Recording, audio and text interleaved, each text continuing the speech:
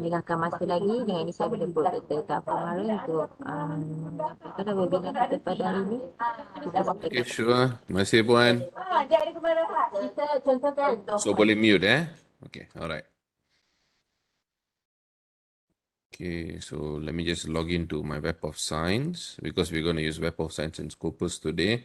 A bit of hands-on. Okay, so very good morning, everyone. How are you all doing? I hope you guys are fine.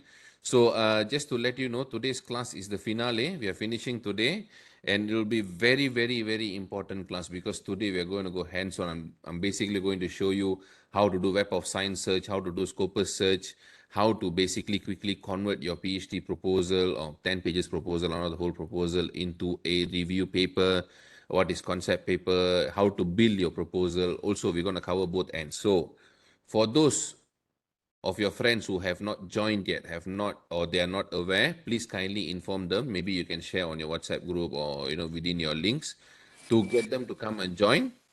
Tell them today is the final class and next class will be completely different. Chan, could you please mute it? Okay, all right. So next classes will start next year, which are completely different topic, so it won't be related to this. So this is your final opportunity. So do inform your friends and colleagues to come and join. So with that, I think let me share my screen. Right. Okay.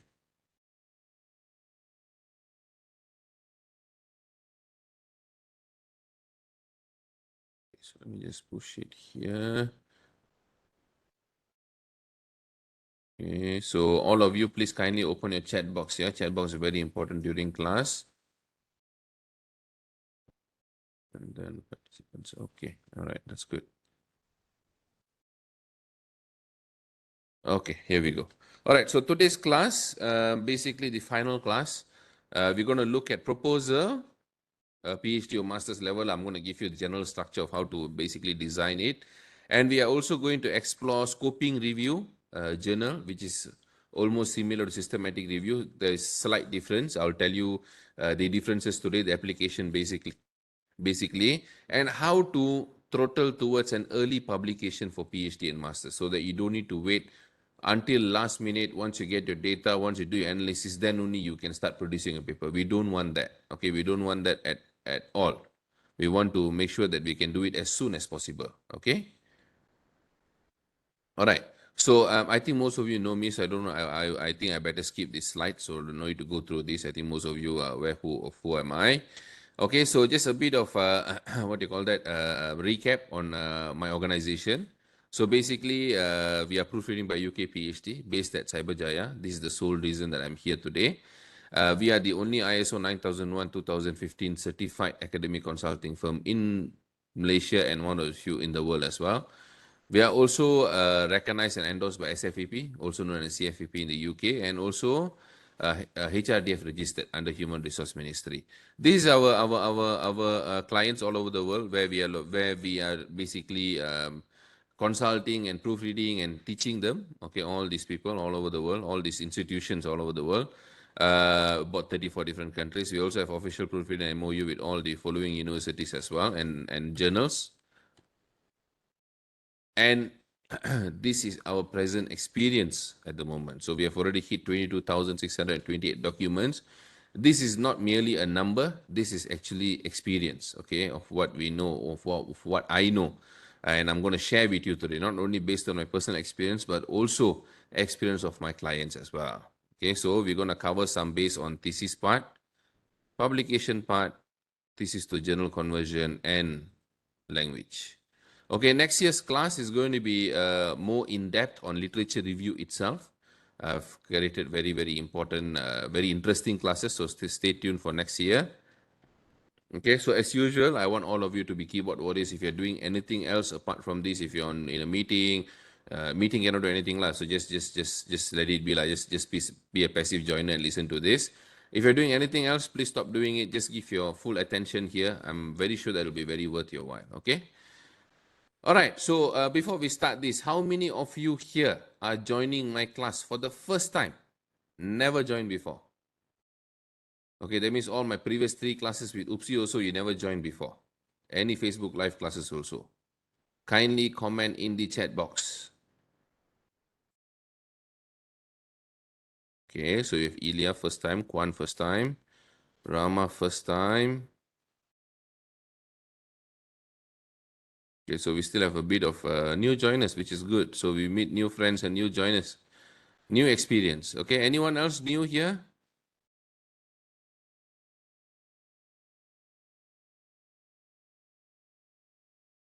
Okay, just to let you know, guys, previous three classes were very important. We focused on thesis development, proposal development, high impact publication. What is basically high impact publication? How to write cover letter, and then followed by what is the basics and basis of systematic literature review. What is Prisma method? What is Ramesses method? Rose's method? How to follow guideline, how to draw a protocol, how to design inclusion exclusion, all of that done already in the previous three classes. So today is more advanced. Okay, so in case if you cannot follow or certain parts I have to skip because I've already covered all of that, please kindly speak to Puan Siti. Okay, she has the link to all the previous recording. You can go and watch, so you'll have better understanding. Okay, remember the previous three classes gives very important basis to proposal, thesis development, and also publication development. So take your time, please go and watch. I'm very sure it will help you towards understanding this class better. Okay, and for those who never joined my Facebook live class before, I did not organize any for this month because very busy month. I'm closing up on all the classes. However, let me tell you where to go and find all my previous classes. I'll be starting up some brand new fresh classes next year, or maybe end of this month. We see how. Okay, we see how things goes. Okay, based on that we'll decide. Or maybe I'll just start up with freshly. Okay, with fresh mind. We'll come back after New Year, right? So this is my Facebook page. All of you can view this, right? So this is the link to my Facebook page. For those who are not aware of this or don't know this at all, this is an important info for you today. This particular page, you can find a lot of free resources. Okay, these are the free resources that we share on daily basis for reading. Okay, for reading and to understand, a lot of important sharing and so on. Okay, and this sharing, will also be automatically shared in our Telegram group. So it's all linked. Okay, it's all linked. So you can also find these resources in our Telegram group, okay, which is huge group like 11,799 members, the biggest academic consulting, the biggest academic group in Telegram actually. And it's not a channel, so that means you are free to ask questions, discuss, share your questionnaire to collect data. If you want to find someone for interview, you want to find some educationers or some connection to universities, or for you to collect data, you can try to find here. You might find, you never know. Okay, because we have a lot of people from Malaysia and also all over the world. And I allow for you to come and discuss, ask for opinion, and also share your questionnaire and so on to collect data. So far, people who collected data here, let me just show you an example. People who normally collect data, it will be like this. Okay, you can see here, it will be like this. Okay, and I think the turn up is pretty good for them because compared to Facebook or online sharing, which is very much blocked for reach, but this one is actually you can reach the people directly. Okay, as long as they're online, you can reach them. Okay, so let me continue. So where to find all the free classes? Okay, so you just click more, you go to videos. Okay, under here you can find all the previous classes as of last month. Episode 118 was last month, Road to Proposal Defense and Viva. Okay, Road to Proposal Defense and Viva. This one I did last month to prepare all the students, whoever goes to Proposal Defense this month or next month, as well as Viva. Okay, so must be prepared lah for that, very important. And this is the total playlist of all the classes. Okay, so if you click this, you can find free writing tools by Dr. Tawa. These all the classes like literature with scope. But these two, you don't need to worry. We are covering this today, so you don't need to actually go and watch this. All about paraphrasing, literature reading, summarizing, literature matrix design, chapter 1 template, starting PhD proposal, designing questionnaire instrument, and so on and so forth. Okay, so these are all thesis problem statement writing, chapter 1 introduction, chapter 1 background writing, and so on and so forth. Okay, this one I'll be repeating again in January, so you don't need to worry. I'll have an update class, not exactly the same, but rather an update class to plan out your timeline for next year. Okay, most likely I'll be doing this in January. All right, so for those who want to come and watch these classes, learn from it, majority of the workshops that you attend, all the surface level workshop, most of the classes you can find it already for free. So don't waste your money. Okay, don't waste your money. So I'm going to share this link with you. Okay, I'm going to share this link with you. It's called Linktree/Dr. Tawa. I've shared it. If you have this link, you can go to all my pages and web links directly. So you don't need to worry. Okay, this was the most recent class. These are the services that we provide, how to complete thesis and publication. You can request our thesis journal templates here. Telegram group, Facebook group, free video classes. Okay, all this one will take you directly to all the classes. Okay, you'll be directly linked here. TikTok and YouTube channel. Okay, so make use of this. And for today's class, Telegram group is very important because all the templates, okay, to cover this will be shared, is available actually in the Telegram group. Okay. For an example, today we'll be using, if you go to Telegram group, you can see this button here. This is called search button. Just click that. This is, okay, Telegram group here is like a resource center. Okay, that's why I made it a group. So you guys can come and download all the resources that is out there that I've shared in this group. I cannot do it on a cloud link, or I cannot do it on Facebook and so on, because it's very hard to reach people. So what I do, I just put everything here. So this is like my local cloud. You can come and read, share, download, everything is here. Okay, so example, today we will need inclusion criteria, okay, inclusion exclusion template for systematic review and scoping review. So this one we will use it today. Okay, scoping review, inclusion exclusion template. Just an example lah. Okay, you can download it. I've tagged it already. And then we also going to make use of protocol. Okay, these are all the Prisma protocol. You for free, you can use it. Okay, you can reuse it, modify it, feel free. Okay, because these are all coming from Prisma websites. Protocols for systematic and scoping review. Okay, and then literature review. Okay, so you just click literature review. You can find a lot of template as well. Okay, critical literature review template, database for literature review database, summary, literature review summary template, and so on. Anyone having trouble joining a Telegram group, please let me know in the chat box. Okay, I'll share the link again. So please go and join lah. All right, so that is that. So let's get started. So today's class, we are going to cover our journey to Hourglass Theory. Okay, what is Hourglass Theory? I will share with you today what is Hourglass Theory. And then comprehensive scoping review methodologies, hands-on search processes, theoretical and conceptual frameworks, step 1 to scoping review. Okay, before we start, I want to understand the general understanding or knowledge level of today's participants. Don't feel shy to answer, because based on your answer only, I can know how deep I need to go, or whether you guys actually understand, okay, basically the pace, okay, the speed I need to go. If I'm going too fast, please let me know. So please let me know what is the difference, okay, between a systematic review and a normal literature review. Okay, all of you, if you don't know, just say don't know. It's totally okay. All right, nothing to be shy about. In the chat box. Doctor.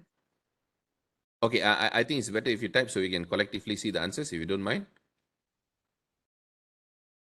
Okay, so if you're not sure, if you don't know, just type in the chat box. If you know, please explain to me, so we will see the general understanding. What is systematic review? Oh, no need to say what is lah. What is the difference between systematic review and literature review?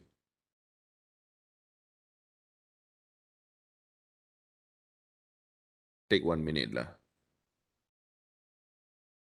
Okay, all right. Thanks, Maziani. All right. No, it's okay. Don't be sorry. It's okay. That's why you're here. If you know, you don't need to be here. So don't worry. It's totally okay if you don't know. As a matter of fact, it will be easier for me to know that if you don't know. Anyone knows? Anyone can explain? Find a gap in research. Okay. What I want to know is why you want to do systematic review. How is it different from normal literature review? Why everyone going on systematic review, systematic review, systematic review? And we are hearing that everywhere, right? Why? What is wrong with normal literature review? Okay, that's what you need to understand.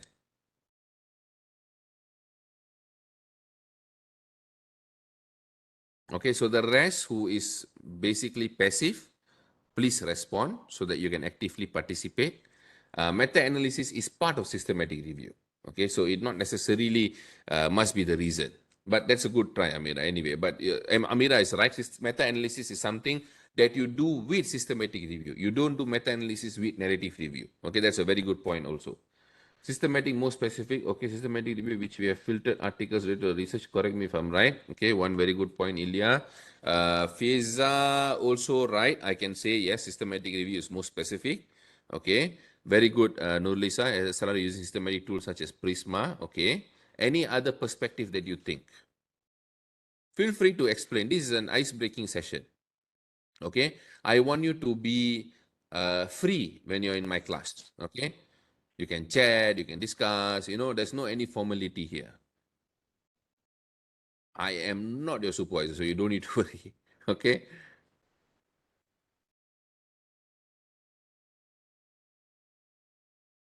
So everyone else, can I assume, okay, to find gap, we have one more. Everyone else, can I assume that you guys don't know?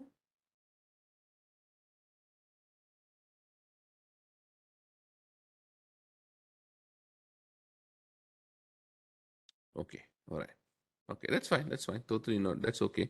Okay, at least I know majority of you guys. It's not that you don't know what is literature. You don't know why you need systematic review.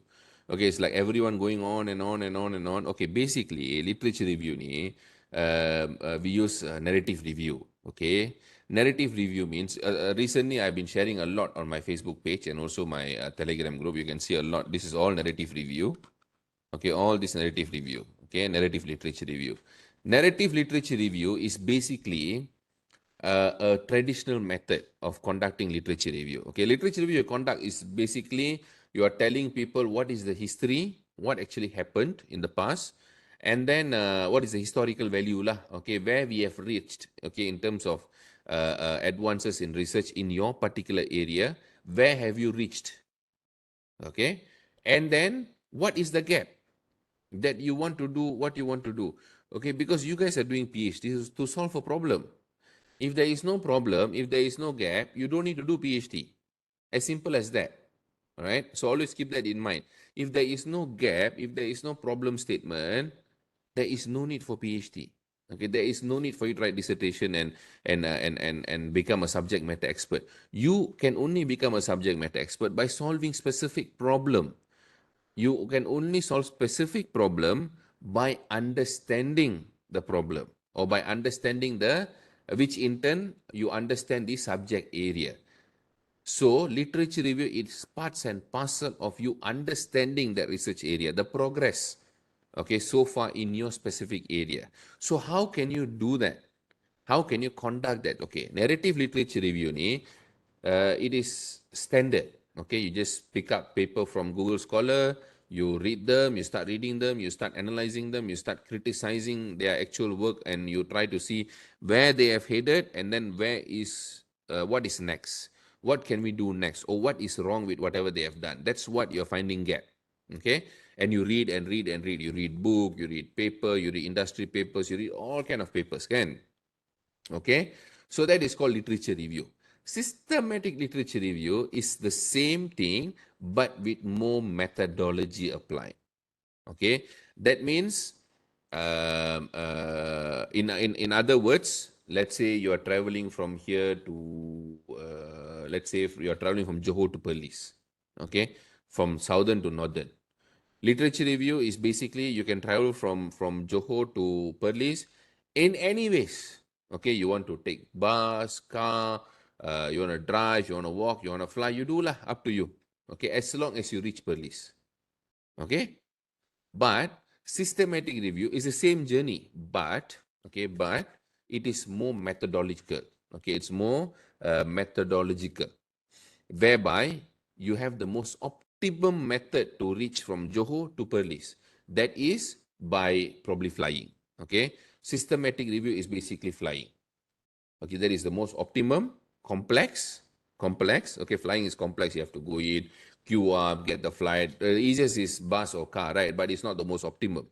But the most optimum is probably flight, but you have a lot of process, procedure, go up, wear seat belt, listen to they giving you announcement, okay, and then go up, security, blah, blah, blah, blah, more expensive. All this complexity is systematic review. Same journey, same destination, same concept of literature review. But systematic review, we have embedded inside a process to follow. That is, as what Nurlisa said earlier, Prisma. Okay, so make sure that you guys go and watch my third class. I'm giving a briefing because that's what I want to know. If you don't attend my third class, this class would be a bit more, way more advanced for you. Okay, so my class are all connected. They're all connected knowledge. So make sure that you please go and watch my third class to have better understanding of what is Prisma, what is inclusion exclusion criteria, what is research question, how do you define research question, and then where does literature matrix comes in, how do you search, no, search I now explain, search I'm going to explain today, and then forward snowballing, backward snowballing, all these things, okay? These are all not shared today because it's already shared in the third class, okay? I hope you guys understand the difference today. If you still don't understand, please let me know. Okay, so again, let me explain. Systematic review, but I'm not saying, okay, if that's the case, is narrative review wrong? No, it's not wrong. Is it wrong to drive to Perlis? Is it wrong to take bus to Perlis? Is it wrong to walk to Perlis? No. It is totally up to you. But if you feel that you can bear with the complexity of flying, okay, every week, example, you go up security, you go take the flight, pay, extra money, expensive. Expensive also is part of complexity, kan? Because complex for us to spend so much money. So if it's all okay for you, then you do systematic review. So you sit comfortably, very fast, you reach and so on. Okay, that is the difference. You can always pick and choose whether you want to do narrative review or systematic review. It is totally up to you. Okay, or up to your supervisor, how he or she wants you to conduct your work also lah.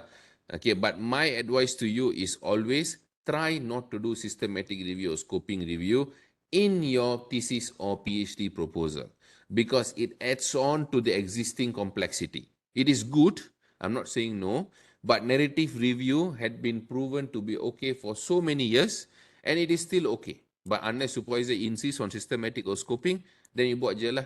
Okay, you just go ahead and do it. It's no harm. Okay, in my third class, I also explained which would be the right protocol to be used for thesis systematic review, not Prisma. Don't use Prisma. There is something called ROSES. Go and watch my third class. You can know, I will explain to you the difference between ROSES and Prisma. Okay, all right. So remember, next year when Oopsie announces my class, don't miss any of my class because they are all connected. Then it will be very hard for you to follow the upcoming classes. If you can, don't miss it out lah. Okay, all right. So let's continue. All right. So what were the previous classes that I keep emphasizing? Thesis development journey. This one will explain the entire 11 steps framework of completion. High impact publication, very, very important to understand the basics. And then systematic literature review. Okay, you actually need to watch all three. Then only you'll be able to connect all the dots. Okay. All right. So now going back to the origin of journals. Okay, the origin of journals. Firstly, we always want to write empirical papers, okay, because that is what generally we know. Okay, if you have data, if you collect, after your proposal, you collect data. If all okay, your supervisor agrees, you do analysis, the outcome is okay, whether mixed method or experimental method. You guys coming from Oopsie, you guys do a lot of experimental method, or if you have a quantitative model, you do quantitative analysis, or you do pure quali, or you do mix, you bring in experiment, you bring in interview, you bring in quanti, you bring in so many different methodologies lah, okay? And then you get your data, and then only start writing a paper. So that, if you ask me, is a bit too late. Okay, I'm not saying it's wrong. It's okay. But what I would say is don't wait so long. Because by that time, you're already probably in second year or third year, or maybe longer than that. We never know. Okay, so my advice to you is don't do that. It's okay to wait until data and write paper later. But what you can do is way more in advance, you can start writing a review papers.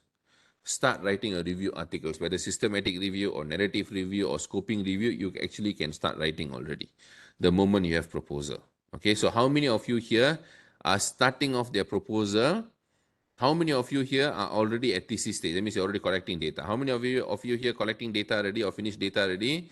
How many of you here still at proposal stage? Please comment. I want all of you to comment so I know the differences, the composition of the class today.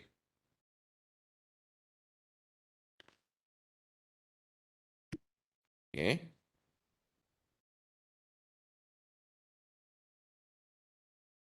Lot proposal.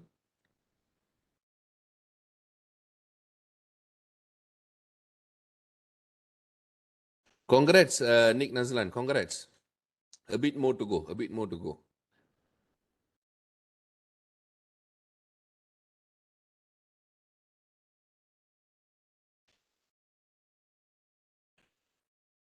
A lot of proposal today. Any thesis, any data, guys? Keep going, keep going.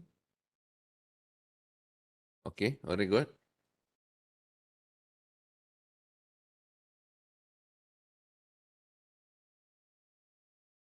Okay.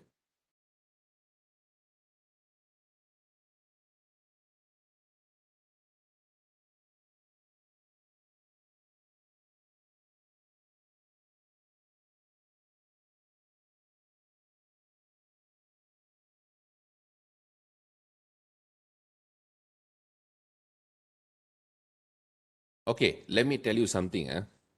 For those who are designing proposal, don't worry. I can tell you that based on my 11 steps framework, for those who don't know that, I'll explain that later. And my personal experience dealing with 20,000 proposal thesis publication already, the toughest one is the proposal. Okay, the toughest one is the proposal. If you can settle your proposal defense correction done, and you move on to your thesis stage, that means data collection ready, actually, after that, you can quickly start running already. The problem is always the proposal. As long as you align your proposal properly, don't take it for granted. Make sure you have a very concrete idea, very strong proposal. I can tell you that the rest of the journey would be kind of smooth, okay, and you can quickly propagate, accelerate through. So if you're at the proposal stage, please focus and don't take too much of time there, okay, because the more longer you take, the tougher your life going to be actually, okay. I'm not telling you to rush. I don't go on this graduate on time, graduate before time kind of stuff anymore, although I graduate before time, but I don't impose that. But proposal is the most important stage. If you clear that, rest of the journey would be quite fast actually. So when I look at my consultees, all my consultees, for them it's only until the proposal defense. After they finish proposal defense, they will usually fly. Okay, all right. So keep that in mind. So don't give up or don't think that your life is very tough. You're almost there. Okay. So all right. So from this, so in order to assist your proposal development and rest of your stage data collection, structuring your whole thesis and so on, I have given all these templates for all the newcomers who don't know me, who is not in my Telegram group. These are the resources you can download from my Telegram group. Okay, that is literature search databases, critical literature review template, how to basically do literature review, all the questions you need to ask, literature summary template, literature matrix template, literature statistics. Okay, that means when you do motivation writing, okay, your background, right? When you write the rationale of doing the research, usually you will need a lot of statistical information. This template will tell you where to go and find those statistics. 7 steps problem statement, how to write problem statement template. Okay, systematic literature review template, inclusion exclusion criteria, how to design it, theoretical framework template, table of content. This one I already upgraded now. Okay, I don't have time to change here, but I already upgraded. If you go to my Telegram group, if you type here table of content, you can see a completely upgraded table of content is here. Okay, so you can see I've given the entire structure here. All right, chapter 1 to chapter 5. How you can generally structure lah. It's not specific because every thesis is different. But I've given you the general idea. So from this, you can know how you can actually structure your thesis. Okay?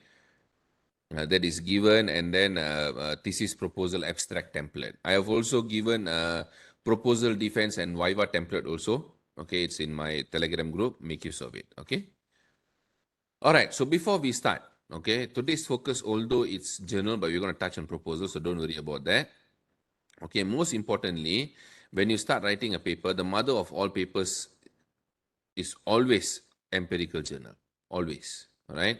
So when it comes to empirical journal, there are several sections that you must write, okay? I'll start off with this.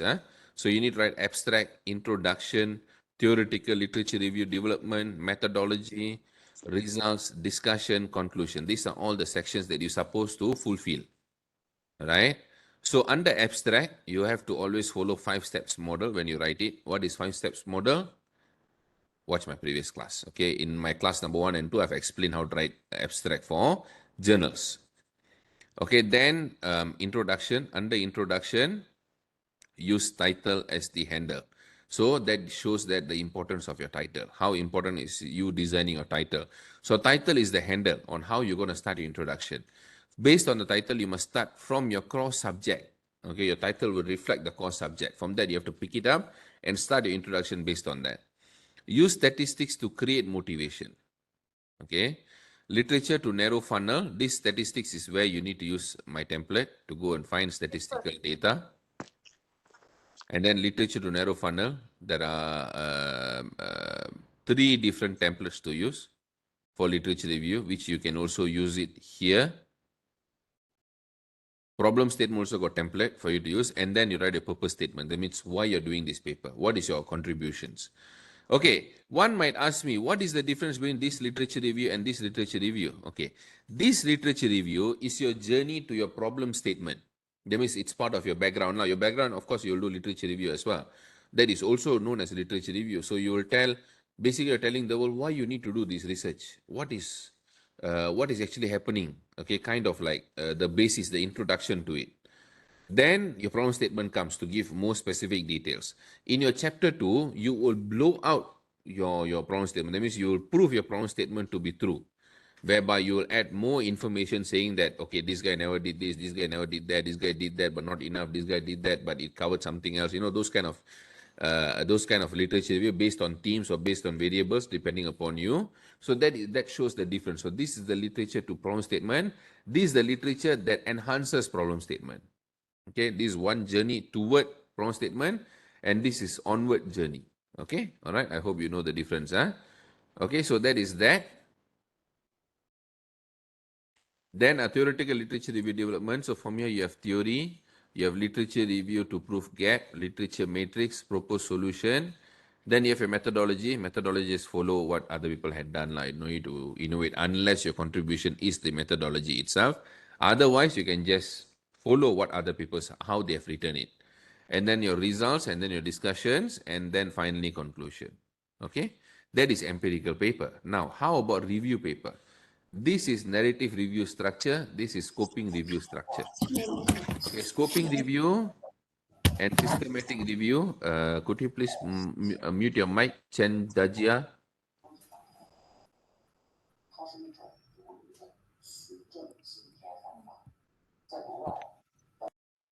Okay, thank you. So, scoping review and systematic review, they are the same. They are brothers or sisters lah, whichever lah, okay? Brothers or sisters with the same DNA, but different scope of work or different scope of concentration. But they are the same. They are designed from the same code, okay? But different purposes. All right. So always when you see scoping review, you can imagine the process is similar to systematic review, but there is slight difference there. Okay, DNA same, but purpose different. Okay, so same thing again. Narrative review as usual. I told you no methodology. Okay, so this is the narrative review publication structure. This is the scoping or systematic review publication structure. Okay, abstract the same, no difference. Then you start with introduction. You start very broad. This is where you start your funnel. You start from the overall topic lah. Then you narrow to the core with literature. That means narrow down to your subject. Problem and purpose statements. Okay, same thing here. That is the flow of your writing. Okay, Anna said network problems. Can you all hear me clearly?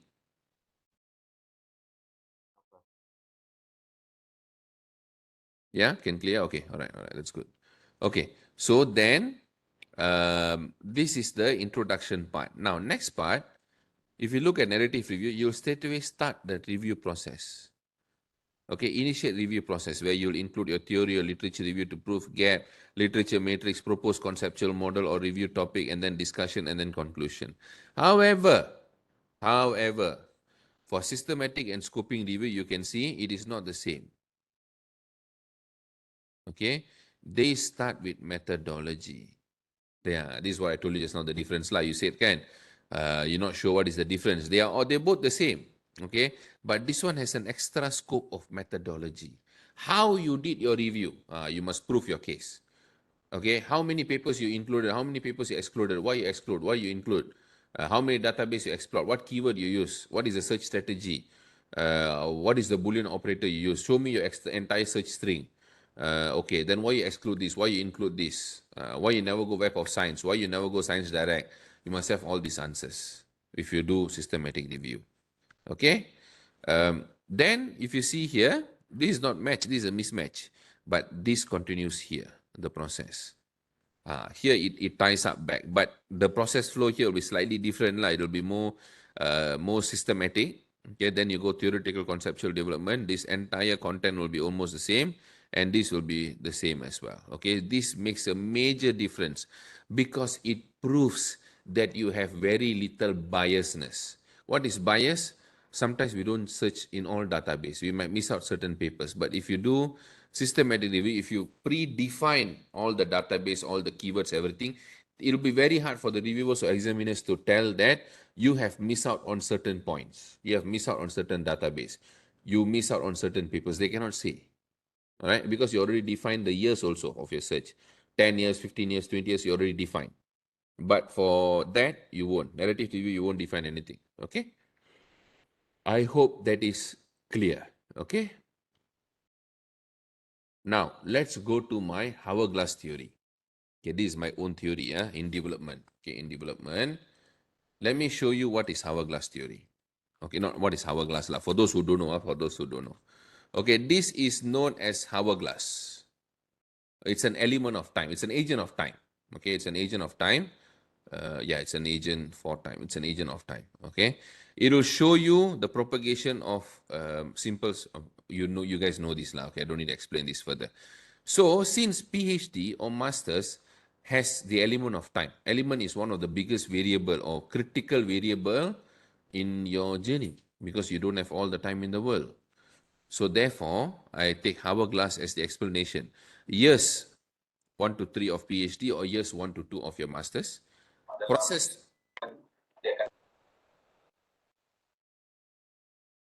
flow is the same, okay, or more or less.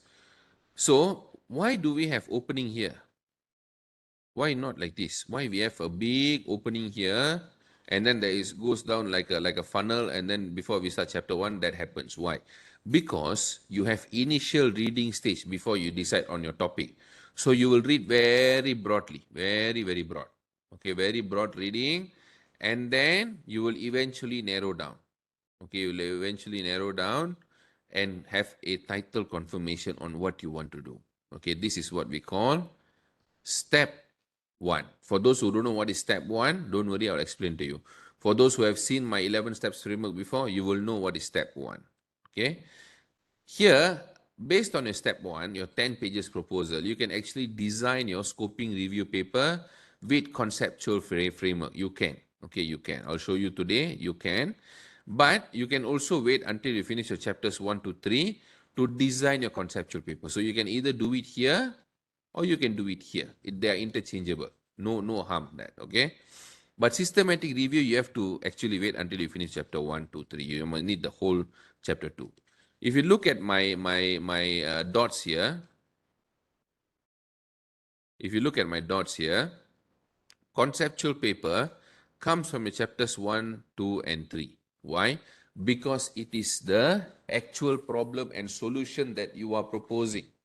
You are basically proposing to the world that we have this problem, this is the limitation, and this is the solution, this is my solution. That is conceptual paper. Whether you do narrative review or you do scoping review, doesn't matter. All right. Then you have another paper, systematic review, which only focuses on chapter 2. Then you might ask, Doctor, don't you, sorry. Then you might ask, Doctor, don't you think it is overlapping? Wouldn't it overlap? Of course it'll overlap. Which paper won't overlap? When you do look at a professor who's doing research from one particular student, they'll have many overlapping papers. That is the norm. That is the norm. Otherwise, how do you think a professor is hitting 1,000, 2,000, 3,000 papers in their entire lifetime? That won't be possible unless they have overlapping. But that overlap must be a strategical overlap. Okay, there must be a reason for you to overlap. Okay, so because this systematic review would rather focus on the journey, okay, the entire plan. Okay, what was the 10 years before plan? What is the 10 years afterwards plan? I mean, future 10 years plan. Where is the technology? Okay, let's say you're working on technology. Where is the technology heading, or where is the education heading? Are we still going to be here? What is the next blueprint? What is the next progress? Along your own topic. So you won't talk about your conceptual or your thematic framework. You will rather talk about the entire sector in your systematic review. Okay, based on what you have governed in your chapter 2 already.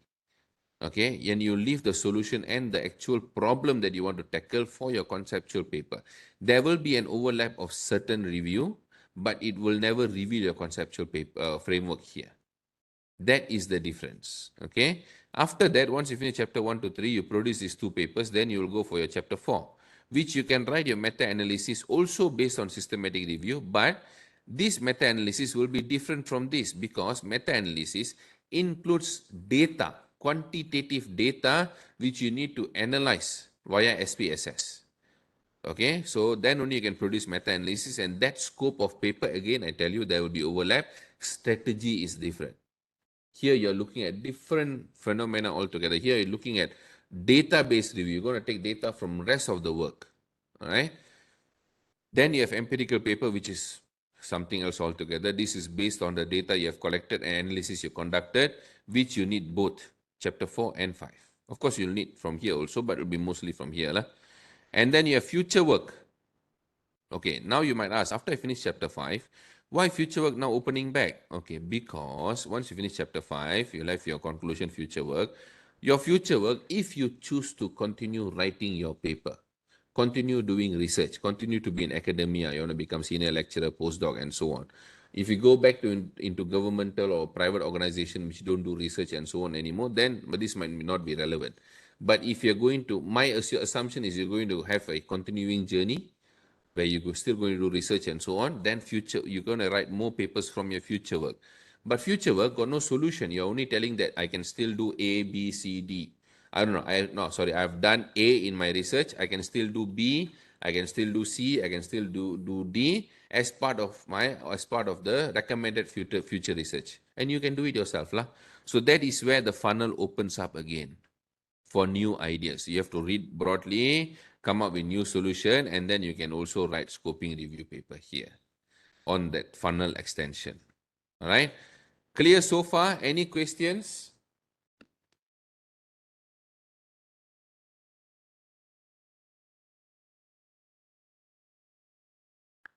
I hope I'm not going too fast.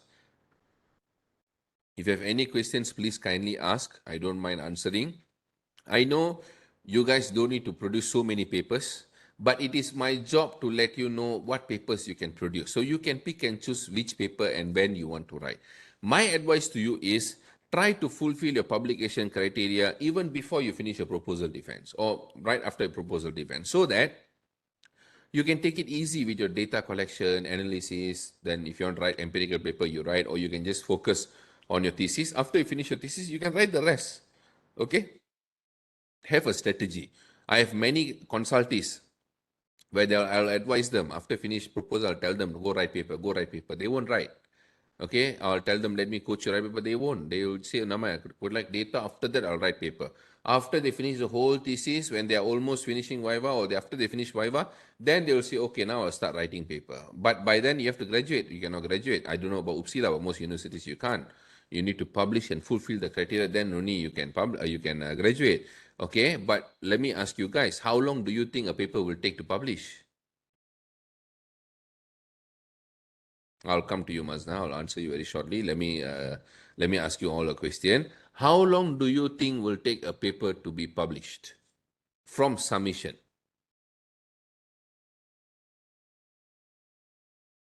1 year, okay. 2 months.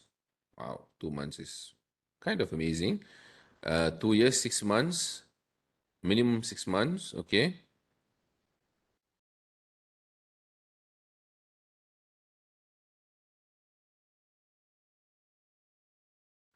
It can take sometimes even 1 month. Okay, MDPI can publish in 1 month, but MDPI at the same time will also reject your paper more than they will consider your paper.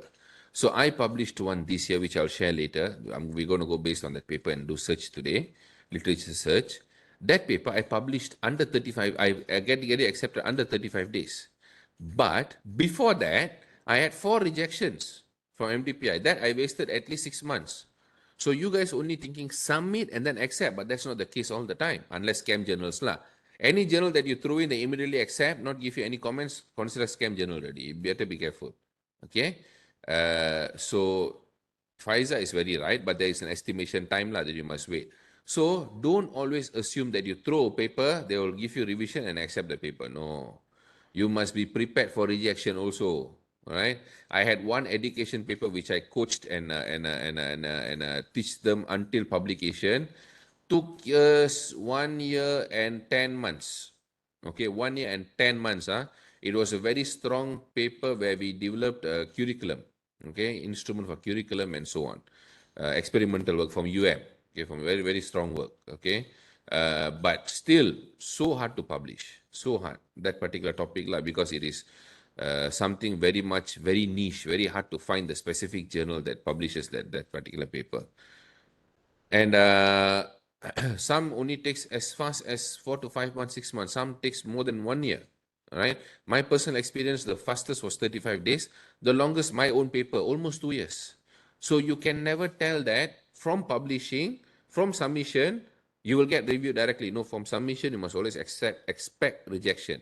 After reject, you must reformat, submit somewhere else. Again, reject, reformat, submit somewhere else.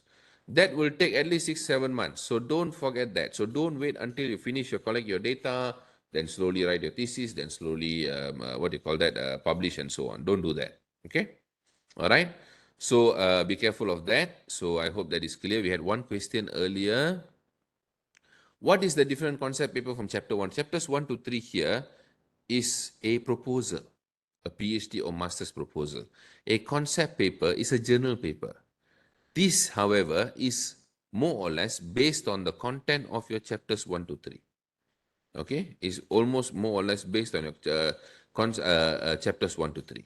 Okay, all right, I hope that is clear. All right, so let's continue. Comprehensive scoping review methodologies. Okay, now comes in the methodology part. Before we go into that, let me tell you the difference between systematic review and scoping review. This you need to understand. Scoping review maps existing literature, not just review. Okay, very useful when a topic has not yet been extensively reviewed, when it's not been extensively reviewed. Scoping review can be considered a preliminary step to a systematic review. Scoping and systematic share a number of same processes. They are differed by purposes and aims. Okay, like I said, same DNA, but different purposes, different aims.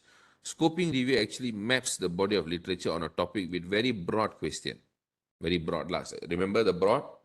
Okay, so you have very broad question you want to ask. And then systematic, it basically sums up the best available research on a very specific question.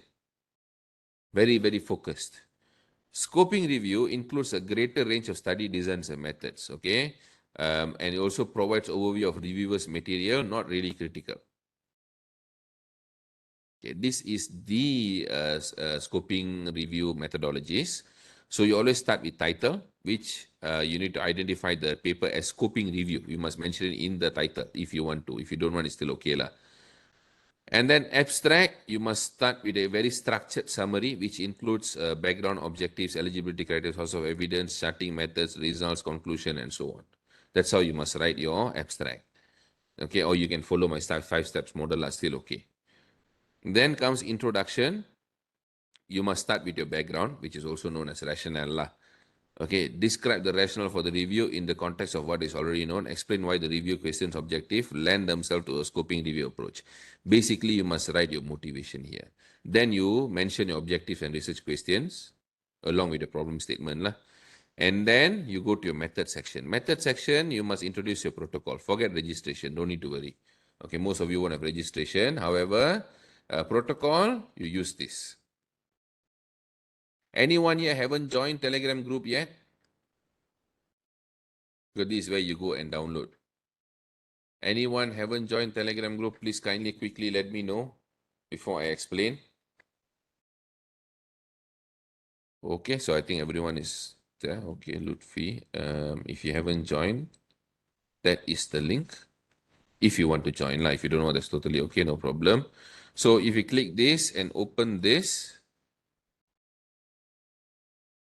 all right, so no problem. So this is what we call as protocol. So if you see here, identification screening included. So studies included, records identified, record screen, how many excluded, records sought for retrieval, how many are not retrieved, assess for eligibility, which one were excluded, what are the reasons, and so on and so forth. This is the protocol, the steps that you carry out.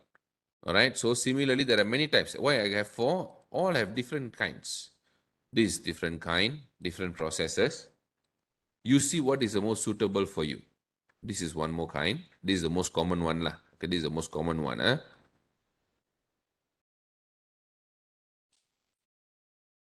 And this is one more. Okay. All right. So you can make use of whichever that is most suitable for you.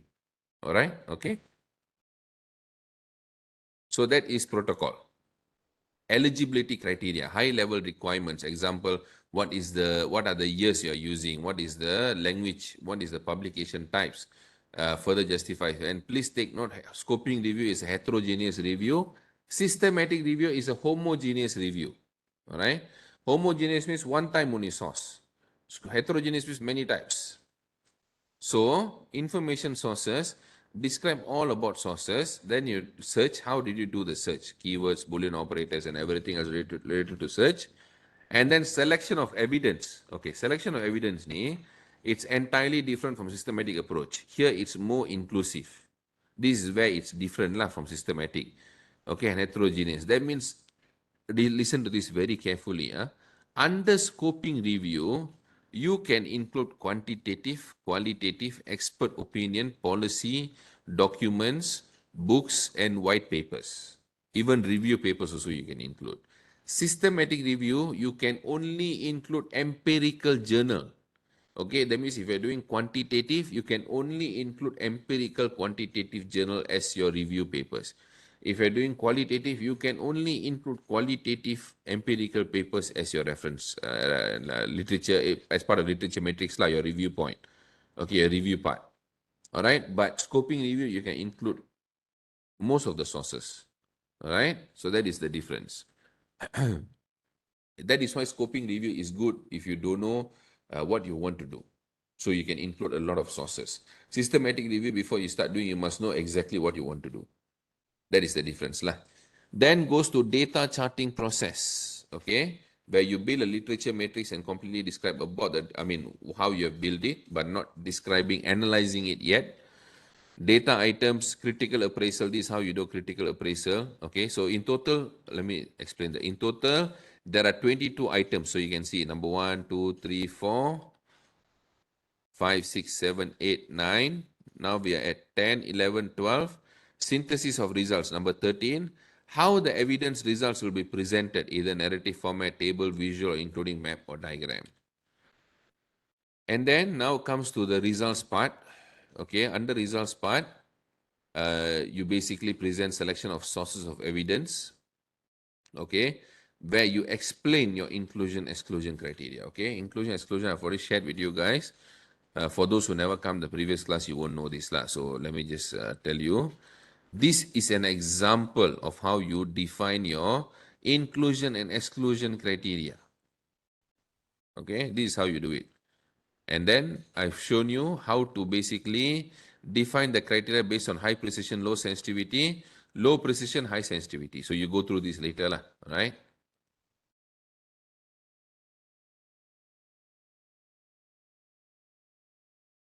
Okay, characteristics of source of evidence. Basically explain the matrix. What I'm doing here is, this one all very confusing term. Critical appraisal, synthesis of results, data charting process.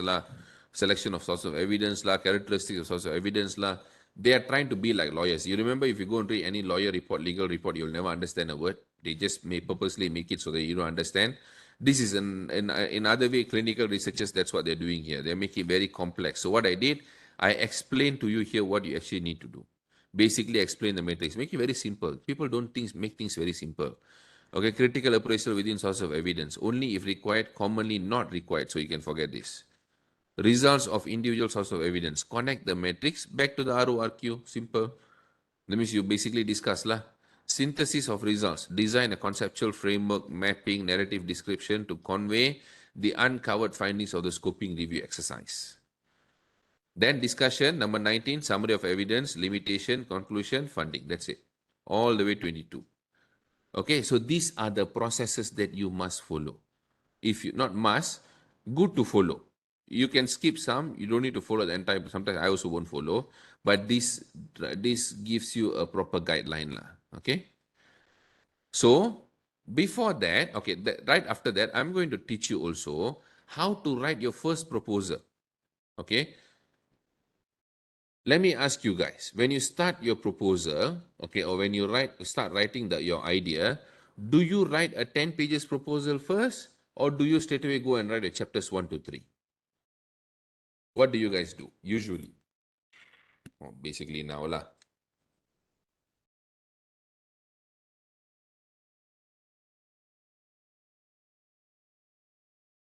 If you haven't done any of it, then you can just say that you're just starting. Don't worry. Okay, long silence giving me some doubtful thinking now. Okay. Okay, chapter 1 first. So who goes chapter basis? Who goes 10 pages basis first?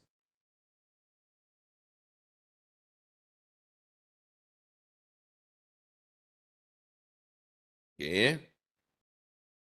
Okay. Okay. Keep going, keep going. I want you guys to participate. Why I'm doing this all the time, because I don't want the attention to deviate. I'm pulling you back, pulling you back. That is the art of online teaching lah, unfortunately, because we're not in a class. Okay, chapter, 10 pages, chapter, more. Keep going, keep going. I want to hear from all of you.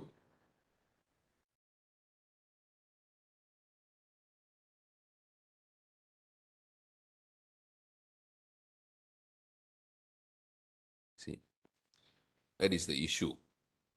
Majority of you guys are going on chapter basis, which is very risky. Okay, if you have done it, you finish already, then it's okay. If you have done it but you're not getting anywhere, that means you're already in trouble.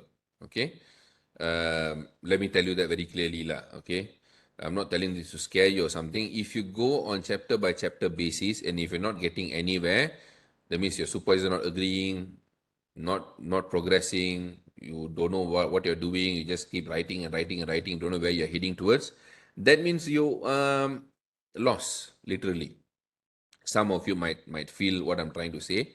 Some of you are progressing well, you might not understand what I'm trying to say, but I think most of you will understand what I'm trying to say. For those who are going on 10 pages basis, you won't have much of a problem because you already know what you want to do. That is the whole purpose why we say do 10 pages. 10 pages will include the very basics, the very summary of your chapter 1 to 3. So that means you already know within your 10 pages what exactly you are actually heading towards. Okay, because it's already a summary. It's like the abstract of your chapters 1 to 3 with a conceptual framework or with a thematic outline. If you're doing quali or your experimental design, and then your theory, all that will be there already. So for those who are doing proposal and still stuck, not getting, if you're already progressing already, it's okay. Keep progressing. For those who are stuck, cannot go anywhere, come back to the drawing board. Stop doing. Come back to the drawing board. Start off again with 10 pages proposal. Okay. Take that 10 pages proposal. Go and see your supervisor. All right. See your supervisor and get feedback first. Sometimes supervisor will say not enough information. That's okay. You can always ask them, do you think the idea is okay or not?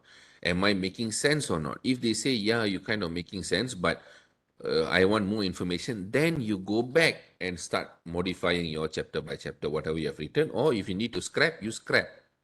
restart everything. Okay, because if you're muddling with the same chapters, not moving anywhere, okay, then you're going to be stuck for a very long time. Okay, because I see that very frequently. I'm only talking based on experience. All right. So that's why I came up with the concept of need to do 10 pages proposal. If you follow my consulting program, I always start with 10 pages. If not 10 pages, I don't want to do.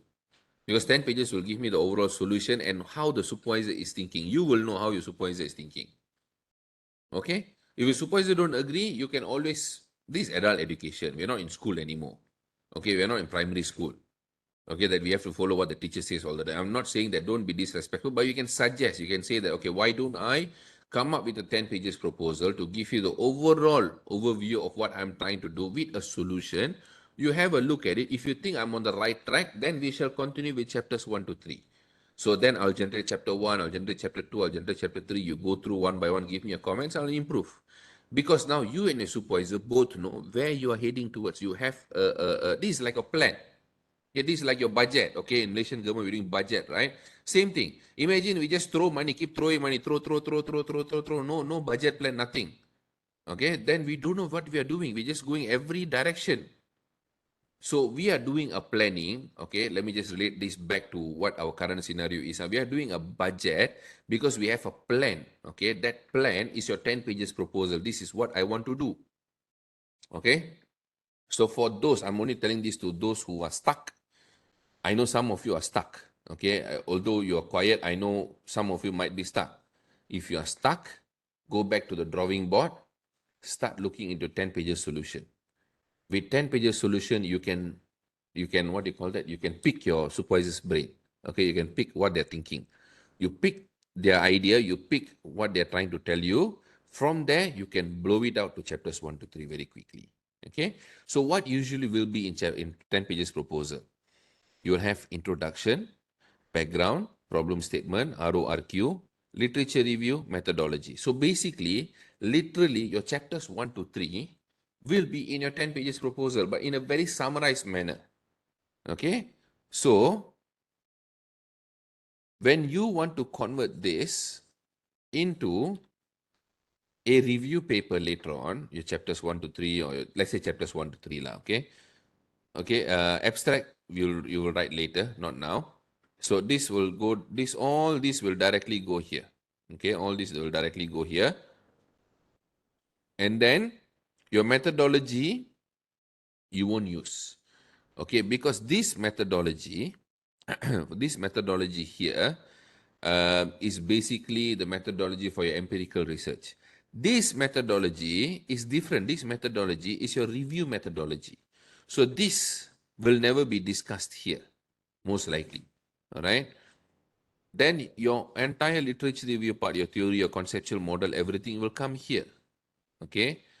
And then your significance will come here. Okay, discussion lah. Of course, you have to elaborate more. It's not, this significance is very small, but you'll be discussing more lah. You'll be expanding, and then you conclude. Okay, what is the important point here is this methodology you need to reintroduce back. Okay, because your 10 pages proposal, your chapters 1 or your chapters 1 to 3, you won't use systematic. But when you do conceptual paper, if you choose to do scoping or systematic review, if you choose to do, then you need to introduce a methodology. That means you need to redo the literature search lah. Let's say if you choose to do narrative review based concept paper, then you don't need to worry. Okay, then you don't need to worry. You can just continue. Just remove this. As I told you earlier, if you remember, the narrative review was a scoping review. You just remove this lah. So you can just continue. Just copy across very quickly. But of course, there will be very raw lah. You need to construct a paper very carefully lah. Okay. Now, hands-on search process. Let's look at database. Okay. My advice to you is, if you're going to use narrative review, use any database you want. I don't really care. Okay, doesn't really matter. Use Google Scholar, Web of Science, Scopus, RCF, Ulrich, Science Direct, Direct Open Access, JSTOR, iSight, PubMed. Do use whatever you want. Narrative review. But if you're going to do systematic review, use only these two. If you're doing medical sciences, include this also. Don't do anything else. No need. Okay? Because Science Direct, most of the journals will be found here. Google Scholar, all the good journals will be found here. Direct Open Access, Mostly will be found here. PubMed also some will be found here, but some won't be. Some medical don't really index in Web of Science Scopus. The rest all will be found here, because if they are indexed and they are good journals, they'll be found here. And it is a very, very important requirement for you to only read and do literature review based on indexed journals, because then only they provide reliable results. Okay, reliable results. They are more reliable lah. Okay. Of course, you can also download this template, database template. All my links for all the databases mentioned here, you can download from my Telegram group. Okay, there's a template for that too. Okay, so now we are going to do some very quick search lah. I think we are running out of time. Okay, so I'm going to go a bit faster today.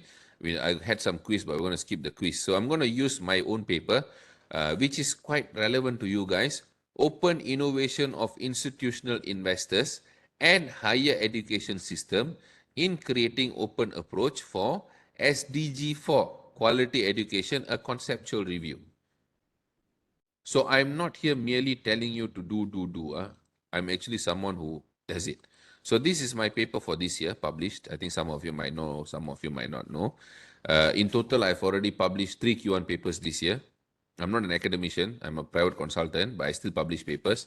But since I don't have any KPI, no one comes after me, so I always tend to be the last author. I give all my colleagues to be the first. It's okay. All my 3 papers, I'm always the last author. Okay, because yeah, let them, they have a lot of KPI to answer. But I like writing paper. Okay, and this is the proof of you can write a concept paper with scoping review. Okay, so me and Parvez basically came up with this paper as an experimental. We experimented how far can we go with scoping review and concept paper, and we actually went to Q1. MDPI, Journal of Open Innovation, Technology, Market and Complexity. All right. So this is the paper, and we're going to use the search term from here. Okay, materials and method. We are going to use institutional investors and higher education as the keywords. Okay, and then this article explored Web of Science and Scopus database. In this search of both databases, we found 35 articles from the Scopus database and 27 articles from Web of Science. So if you realize, I never use anything else. I only focus on Scopus and Web of Science. Okay, nothing else I focused on. All right, so let me go and get my Open Athens here. Web of Science Clarivate. Okay, there we go. All right, so I'm going to show you, for those who never do Web of Science search, I would tell you that you're doing a very big mistake, because if you're relying on Google Scholar only, Google Scholar is good. I used to rely on Google Scholar, but Google Scholar, you might also end up using unindexed journal, very weak journals, scam journals. All of it will be indexed in Google Scholar. But Google Scholar is good because it gives you everything. You need to filter it on your own. For the case of Scopus, if you only use Scopus, Scopus doesn't have all the journals you can find in Web of Science. Okay, Web of Science is like the first standard, then followed by Scopus, then the rest. Okay, ABDC and Web of Science are almost the same. PubMed also almost the same. Okay, so this is the ranking wise lah, database wise. Okay, this is Web of Science. All right. So topic, we're going to use institutional investor. I add one more row. I use Boolean and or not. I use and.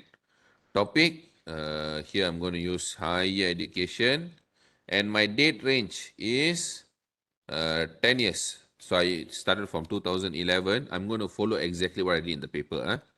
0101 2021 December 31st. Okay, so I'm going to search. Kaboom, 40 papers. Okay, 40 papers found. Remember these numbers very carefully. This number I'll ask you back later. This is 40 papers now. So I'm going to very quickly, because in the journal, I only took 27 papers. I'm going to teach you how to filter also.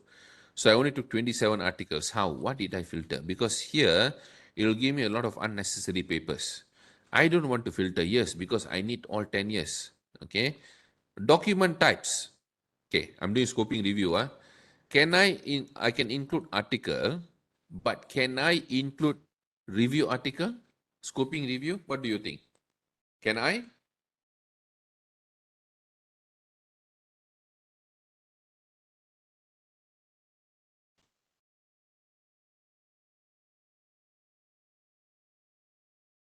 Okay.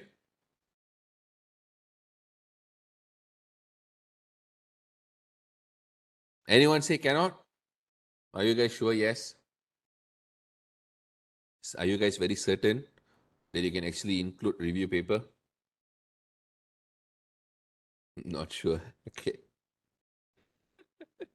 Think no, no, just select one. Okay. Come on, everyone. Be active. Participate. Don't be so boring.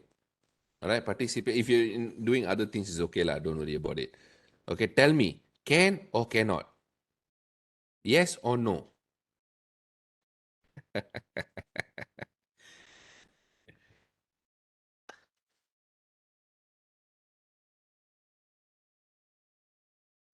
Article is experimental, empirical. Okay. Review article means review lah. No, not empirical lah.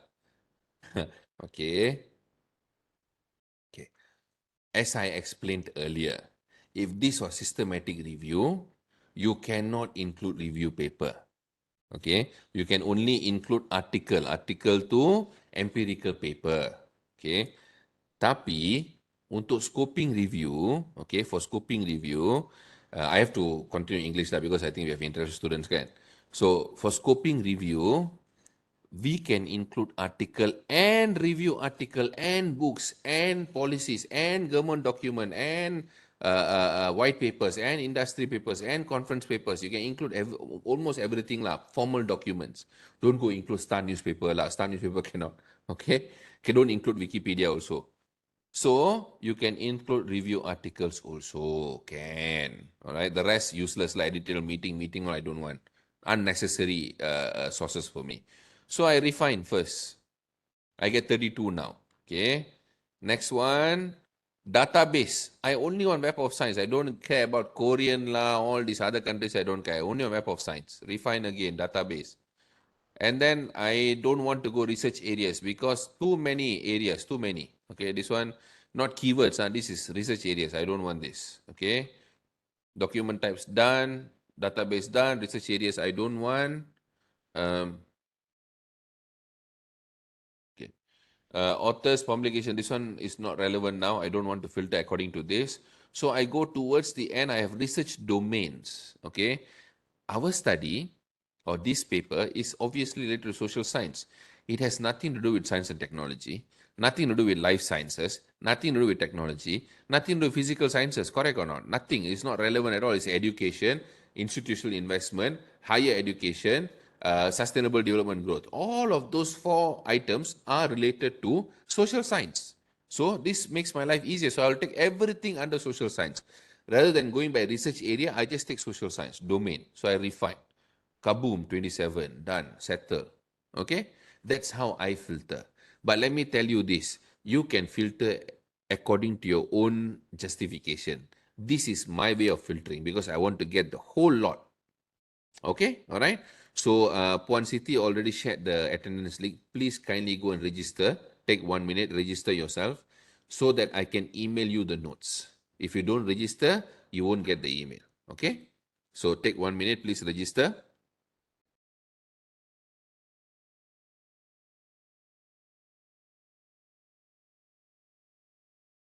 The link is in the chat box. Huh?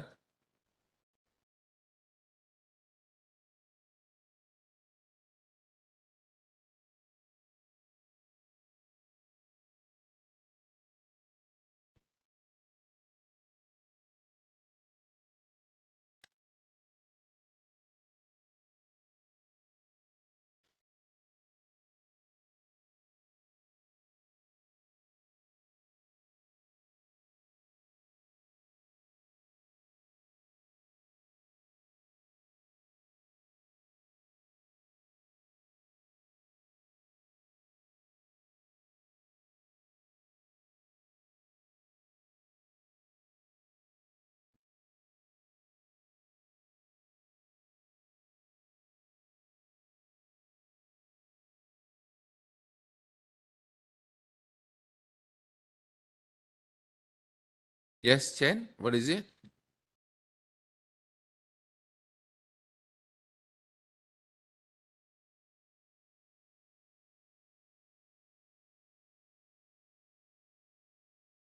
Okay, so all registered ready. Let's continue. Okay, so I've already shown you how to do in Web of Science. So before I go to Scopus, I want to show you analytics. Okay, why analytics? Publication years, research areas, authors, publication source titles, countries. Why is this important? Because when you do methodological research, okay, review paper, you need to include statistical information. You see, this is my protocol. Okay, I never use, may I confirm the filter by date, documented database, research area, domain. No, I filter according to no date. I already put my date earlier. 10 years, 2011, 2021. Okay, document type, yes. Database, yes. Research domain, not research area. I did not use research area. You can use if it's relevant to you. I don't like because I'm afraid that I might miss out certain research areas. So that's why I never do. Keywords is okay, not research area. Keywords is still fine. Okay. So this is my protocol. Okay. I never use the old school protocol that I shared lah because we already know what we are doing. So we want to try, like I said, experiment. I want to draw it differently. So this is what we did. Okay. And then we want to come up with all these numbers. No problem, Chan. According to years, how many papers published in our area? So that shows the significance of the area. You see, the interest is increasing exponentially. And then how many papers published by top journals in the world, okay, in this topic, and how many authors are publishing over years, how it's increasing rapidly, okay? So those are all the important measures that I'm showing, okay? So how to get these numbers? Let me just go down, okay. How to get these numbers? From this search, mana tadi okay, this one. From this search, you click Analyze Results.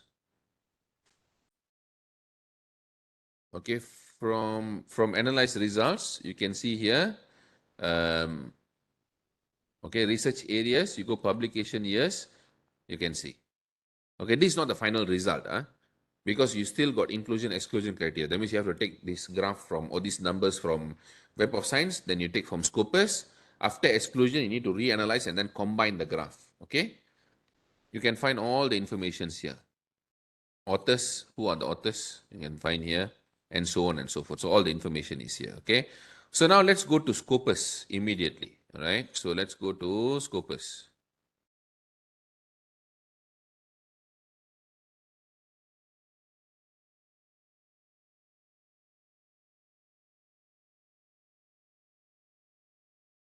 Okay, in Scopus, all right, we can do all fields, all right? Okay, this is Scopus search, it's different from Web of Science. Let me tell you, not all Web of Science can be found in Scopus, not all Scopus can be found in Web of Science. Most likely, most of the Scopus cannot be found in Web of Science. I'll show you the evidence here. Okay, so and some Web of Science you cannot find in Scopus also. So it's also very important for you to do search on both. But once you cover both, you already covered Science Direct, you already covered Emerald, you already covered IEEE, most of it you covered already. Okay. You can also choose to ignore Web of Science Scopus and just do based on Science Direct, Emerald, IEEE also can. Okay, but we don't know what the reviewer is going to ask. So you can also fall back to how previous systematic review are doing. Okay, that means what database they used. You can go based on that also. So let me start with institutional, institution,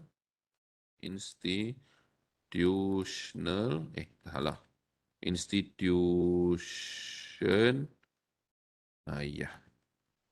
Okay, institutional investors, confirm this one wrong. I always forget this spelling. Okay, that's the right one. Okay, institutional date range. We go from 2011. Be consistent, be consistent. And then 2021. Okay. And then I add, where's one more? Okay, add search field. Okay, you need to add one more. So this one also, we go all fields, N, higher education. Okay, so let's click search. 2,883 documents. When are we going to finish filtering this? This will take another 10 years before any of you finish PhD. to filter out 2,883 documents. But another important thing is, since you do Web of Science 40, you should be able to guess that this should be slightly more than Web of Science, because Scopus takes in everything Web of Science, no. But Scopus must be slightly bigger, but not this big. This is too big. Something is wrong. So always search back your search key term here. All institutional and investors and all higher and education. What is wrong here? I give you 2 minutes. Okay, tell me what is wrong here, and let's see who can get the right answer. Okay, something is really wrong here.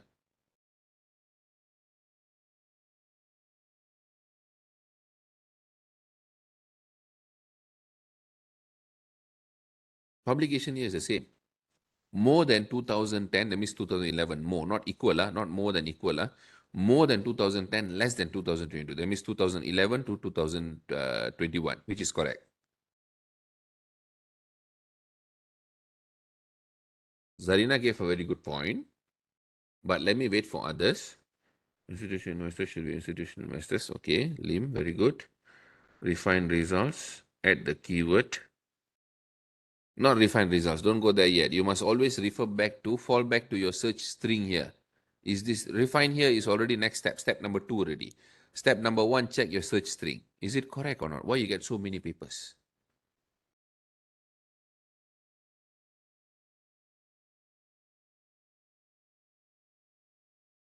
Okay, Lim.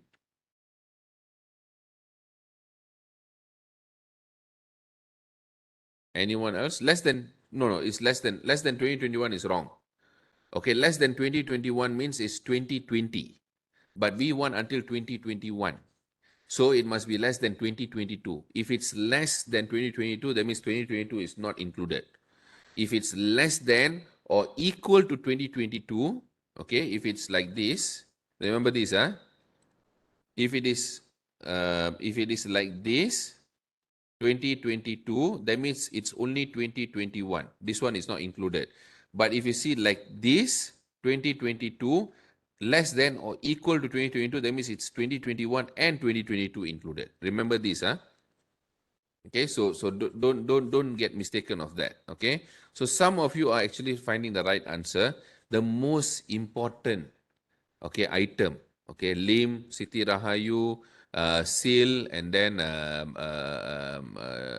Zarina, all these our participants. Thank you very much. That is the right answer. Okay, don't forget your quotation mark. Web of Science, no need. Web of Science, they consider that as one word. Okay, they don't break it down. But Scopus doesn't. This is why different databases have different rules that you must understand. So you must edit back. You see, the search term, you got institutional and investors. So what happens is, Scopus search for a paper that says institutional investors somewhere. It doesn't look for institutional investors. Okay, faham tak? So it looks for institutional somewhere in introduction, and then if it says there is another word called investor somewhere, it takes the paper for you. So that is wrong. We want only institutional investors. I don't want institutional somewhere, investors somewhere, because that carries totally different meaning. Okay, it can be, same goes to higher education. I want papers related to university, higher education. I don't care about school. But if I do higher and education, then it becomes, let's say a paper talking about primary school. This primary school has higher number of students. That is correct, because the primary education is observing higher number of students. So education is there, apa nak kata, higher is there, higher is there. Okay, these two terms are there. So it will pick up the paper. That is the problem. So this one, I want it under one synonymous term. So what I do that. Okay, and then I do that. I remove this. I put in the quotation mark to make it one word. Remember this, Do we need to identify synonyms of the key term when searching? You can. Depends on your keyword. If your keyword is exactly what you want, then you don't need to. If you want to add more synonyms, then you can just keep adding, add search field, add one more. All right. Or some people, what they will do, in case if they want to also go against singular, plural, and so on, you can also search with star, investor and investors. Okay, so it'll cover both. If you have a star there, hash. If you have a hash there, it will include institutional investor and institutional investors also, both. Okay. All right, so now I click search. Now let's see the numbers. Kaboom, 361. Now this makes more sense. 40, 360. Okay, that means Scopus is at least about 9 to 10 times bigger than Web of Science, which is makes sense. That means on a street, you can see, this is how I define database lah. You can see 10 to 15 BMW before probably you'll see one Ferrari. Maybe. Okay, that's how you can define it. Okay, this one makes more sense. You see the search term now, institutional investors and higher education.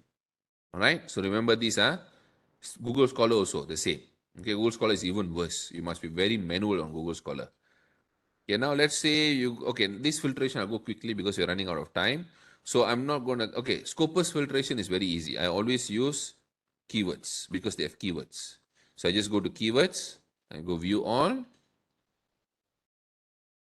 I click sustainability, sustainable development, SDG.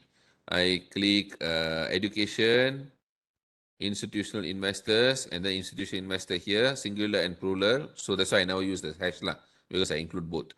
And then here nothing. Then here I include higher education institutions, higher education. So limit 2. And I get 34. Okay, that's how you do filtration. You might ask, why you get 34, not 35? Because people say 35. Because as of 2 months ago, when I was still designing my slides, which was back in October, no, September, October lah, I still had 35. But since I started mid of November, early November, mid of November lah, early November still 35, became 34 because Scopus will do auditing September, October. They might have disabled or they might have pulled back the Scopus indexing for one of the journal. They'll do a lot of audit. Usually they'll do every August, September. Sometimes they'll also do February, March. So don't get worried if suddenly you submit the paper after review. If the reviewers ask something, oh, why Scopus this many papers? Please do a search and show us. Some they do ask. You suddenly search, you get lesser numbers. Don't get afraid. Okay, you can explain that they probably have done auditing and therefore the numbers are lesser now. Maybe the journal is no more listed under Scopus. We don't know that. You can also double check with Scopus if you want to. Okay, because you'll have the list of journals. Right? All right. So that's how you do it. And here you analyze the search results here. Okay. So here you go by, this is documents per year, and you can play around with all the information here. Documents by source, document by authors, and so on and so forth. All right. So, Lim, for instance, higher education can be interchanged with tertiary education. How do we make sure our term is concise to our target of study?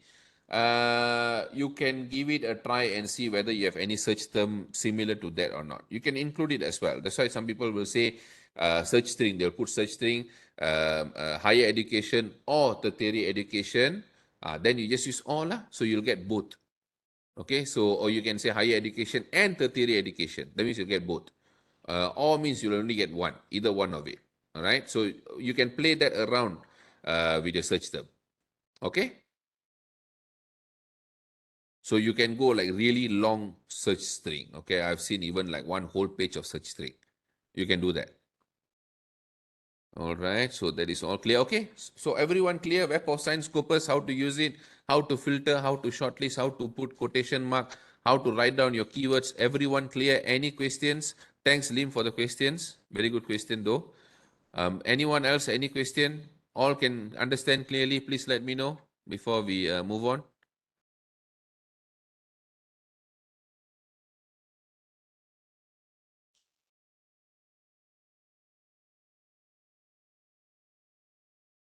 Okay, so I assume everyone is clear. Okay, all right.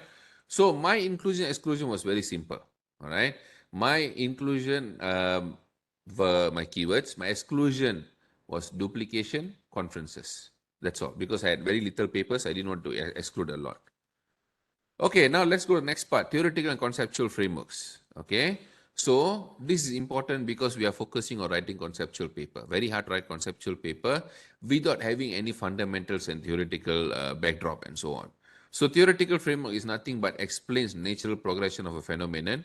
It improves empiricism.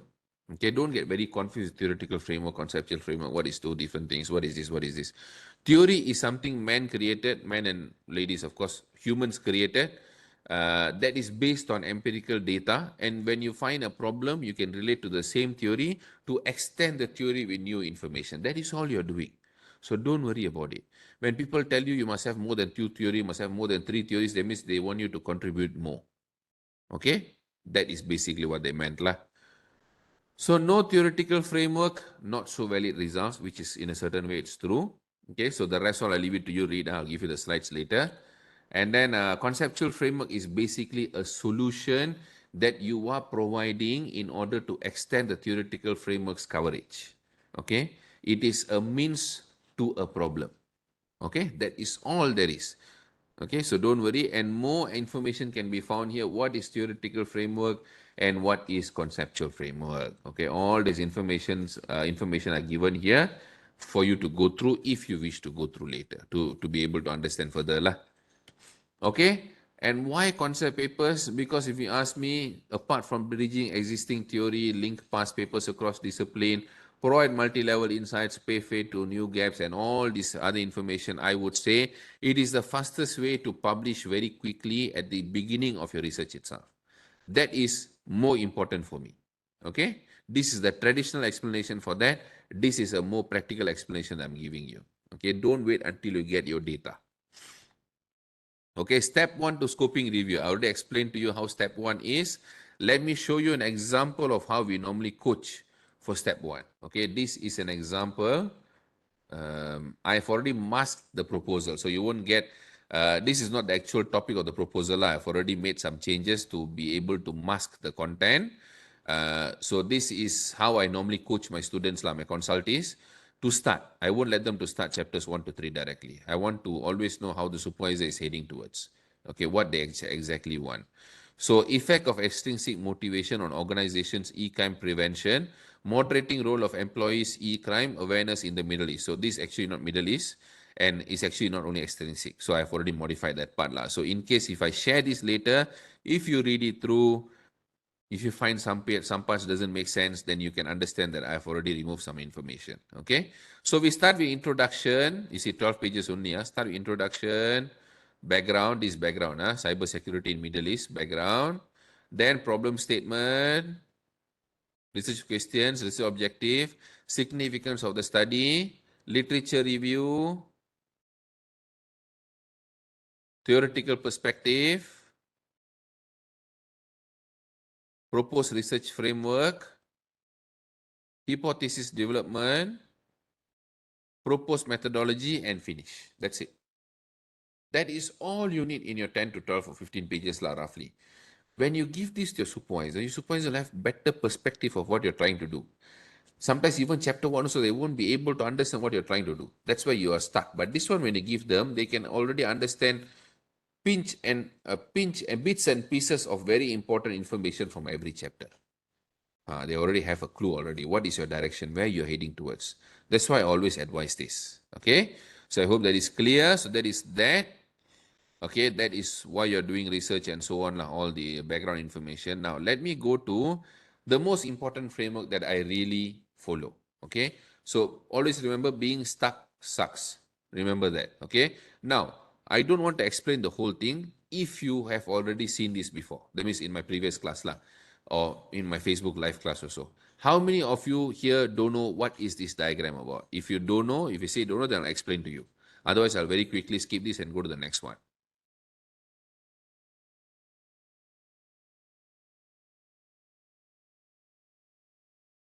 Okay, have you seen this 11 steps framework before?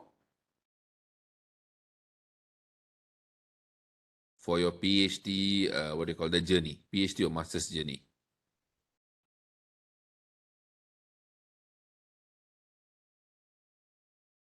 Okay, so I assume all of you have seen it before, so I'll skip this.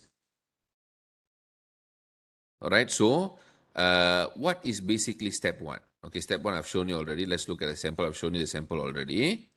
All right, so step one to scoping review paper.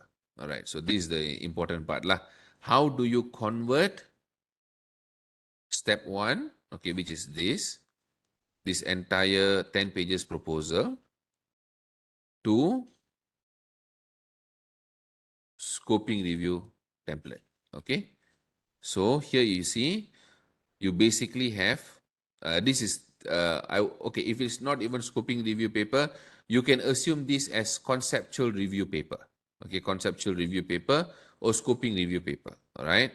So this is the title, authors, abstract, okay, abstract, objective, introduction, inclusion, criteria, methods, results, conclusion. Then, I mean, this is the abstract, structured abstract. Then you have introduction, review question, keywords, methods. Under methods, you have search strategy, keywords, and Boolean. Database, inclusion, exclusion, graphic illustrations, new theoretical framework development with literature matrix, discussion, conclusion. Okay, so these are the very raw general template of a journal. Now, how if I want to convert my proposal into a journal paper? Very simple. Copy across the title, obviously. Abstract, don't write it yet. Authors of it's for you to fill up. Abstract, don't write it yet unless the content is finalized. Then your introduction, you just copy across from your introduction. All your introduction information, followed by your background, followed by a problem statement. Okay, this problem statement is directly my proposal, but for a journal paper, you need to give some amount of modification. You need to. You need to concise and compress it and make it more funnel-based writing. Proposal is very long-winded. Paper is more compressed. So you need to do a lot of adjustment. There's structured adjustment. However, I'm just showing you how quickly you can convert today. All right. Your review questions, you don't need to include objectives. Even these review questions also, you can trim down to make it more focused. Okay. Then your keywords, this is the part which doesn't have in your proposal usually. You can redo that part, okay, if you want to make it a scoping review, a systematic review. If you don't want, you can remove it totally. You can just follow as narrative review. Totally up to you. Then your new theoretical framework development literature matrix, you start this with your literature review from your proposal. Okay, literature review from your proposal. So copy and paste. Your theory comes now. Okay, very important to have theory. Then your proposed research framework. Okay, I never show the framework because that's confidential. And then hypothesis development. Discussion, you must have usually policy implication, practical implication. However, you can take most of the content from significance of study and further expand it. Okay, so let me show you an example. So here, this is a scoping review paper, conceptual paper of mine. Introduction, materials and method. Under my introduction, I already have everything, my background, my problem statement, all, like I said, you compress, you integrate everything, okay? You don't leave it like a proposal. You'll never get acceptance in this lifetime, all right? So, materials and methods, all the important diagram, citation coupling also. Then new theoretical framework development, matrix, all the information, literature review, framework, conceptual framework, final conceptual framework. Okay, these are all discussion ready. Section 5, discussion, discussion, discussion, discussion. Okay, and finally conclusion, and that's it. Okay, that is how a paper must be. But quick conversion, you convert it the way I've shown you, and then you have to expand further and compress certain parts. Structure, discussion, you need to add more. Methodology, you need to redo that part. That is how fast you can quickly write a concept paper. It's not very straightforward unless you have experience, but this is the technique that we normally use under our thesis to journal conversion service. Okay, that's what we normally do lah. All right, so that is that. So I've shown you how to quickly build a paper. Now, conceptual framework not necessarily must be quantitative. Let me tell you that. This is a quantitative framework, okay, a paper that we coached very long time ago. I think 2 years ago, if I'm not mistaken. Narrative review. Why I use this as an example? Yes, I will share later. Okay, this is a Wiley journal, Impact Factor 11.4 or 11.2, Q1 ISI journal. Very rarely you can see conceptual paper in Web of Science Q1. This is one of our major milestone. All right, that's why I'm sharing this. This is a quantitative framework, empirical data required, and hypothesis will be derived. Okay. However, there is also conceptual framework for those who don't do quantitative, for those who are doing qualitative or any other methods. You can still draw conceptual framework in the form of thematic review. Okay. A conceptual expression of a solution, merely stating processes, practical application of a problem. This is actually from engineering paper that also we worked on, okay, from UPM. I'll show this paper shortly. Lah. You see, there's no hypothesis here. It's not even a causal conceptual framework. It is not. Okay, it's no input-output. It is all explanation only, flow only. All right? So, to get more information how to write concept paper, please go and read this paper from PBS, Prof. Sazali, on a paper we worked on quite some time ago, published in Emerald, very good paper. This is the journal from engineering. I showed the conceptual framework earlier. This is the paper. Systematic review based Q1 impact factor 5.318 Elsevier. Even without a quantitative framework, you can still publish a conceptual paper. You can. You can just design your solution according to your conceptual framework. Okay? Next item, medical related scoping review, just an example if you want to read. Also a paper that we are very familiar with. We paraphrase this whole paper. Also Q1 3.752 plus 1. If you are in health sciences and so on, this is a good paper to read to understand how to do scoping review. All right, how important is proofreading? After you finish all the writing, it is absolutely imperative for you to proofread, whether your proposal or your thesis or your publication, you need to proofread. That goes without saying. Whoever you use, that is totally up to you. Okay. That is how we transform this Journal of Building Engineering. That is the example of transformation. Okay, we literally rewrote the whole paper. This is under paraphrasing, proofreading, editing, structuring. Okay, and this paper only got minor revision accepted as it is after minor revision. Okay, so that is the power of paraphrasing and proofreading. This is another example from Dr. Herold. I think most of you know Dr. Herold. This is his paper. I think his 7th paper. Okay, this is also a very good paper for you to read. Why I'm sharing this? Guidelines for developing systematic literature review for studies related to climate change adaptation. That means for social science study, this is a good paper for you to read. SCI Q1 impact factor 4.306. And Dr. Herold absolutely loves paraphrasing. Okay, and that is what the paper went through. We literally will tear the paper apart lah. Because otherwise, very hard. Even thesis is very hard to get the language that you want, that you intended. Okay? And this certificate goes without saying, you must have, especially for your thesis and publication before you submit, must have the certificate, and endorsements are very important to show standards that we maintain, and this must be free. If anyone charges for this, please don't pay. It's supposed to be free. Okay? Certificate of proofreading. Okay, and last but not least, don't forget, for those who are writing proposal thesis who wants proofreading, if you participate in our class, we offer you ultimate thesis package only for invited classes. Up to 30% off for proofreading, translation, formatting services for thesis and proposal above 100 pages. Below 100 pages, you'll get about 10 or 20% discount. Okay, we are the one and only language warranty provider, lifetime. Okay, most supervisors in UPSI also knows this lah. Okay, we work very closely with many supervisors in UPSI. Lifetime warranty means when your publication take 2 years to publish, review process comes back, reviewer say language needs improvement, we will recheck for free even after 2 years. Okay, so that's why we call it lifetime. But same goes thesis. You submit 4 months after Viva, so examiner say language not okay, needs improvement. We will recheck for free. Okay. But if you make any changes, even one word after a proofreading, then there is no more warranty. All right. So make use of this 30% off, up to 30%, got 10, 20, and 30 lah, depending on your page count. And language warranty by default, you will get it for proofreading, paraphrasing, and so on. Okay.